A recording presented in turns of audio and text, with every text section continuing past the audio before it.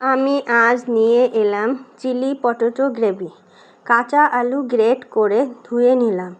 আলুটায় নুন, হলুদ, black pepper, chilli flakes আর cornflour সামান্য আর একটু ময়দা দিয়ে আস্তে আস্তে ভালো করে মেখে নিলাম। কিছুক্ষণ মেখে দেওয়ার পর ওটাকে রেখে দিলাম ঢাকা দিয়ে। গোল গোল করে তাওয়ায় ভেজে নিলাম অল্প অল্প তেল দিয়ে। আস্তে আস্তে ভাজা হলে ওগুলো আবার একটু তেল দিয়ে ভেজে নিলাম। তারপর ভাজা হয়ে গেলে কড়াইয়ে বসিয়ে একটা ক্যাপসিকাম, একটা বড় বা ছোট সাইজের দুটো পেঁয়াজ, 5-6টা লঙ্কা, 6-7টা রসুন আর 1 ফালি আদা ছোট ছোট করে কেটে নিলাম।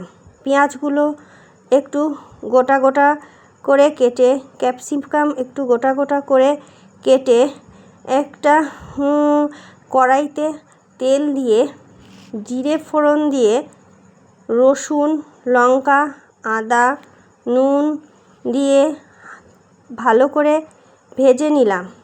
ভাজার পর ক্যাপসিকাম, পেঁয়াজ দিয়ে হালকা ভেজে নিলাম।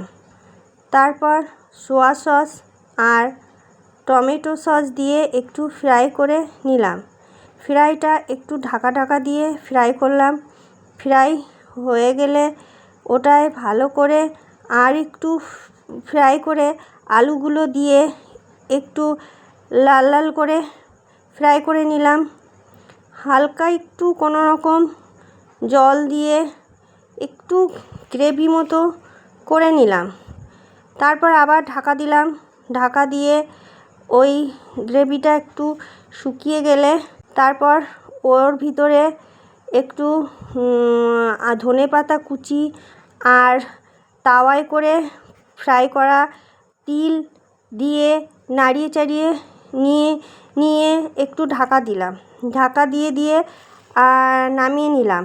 হয়ে গেল চিলি পটেটো গ্রেভি। চাউমিন আর পরোটা দিয়ে খেলে দারুণ লাগবে।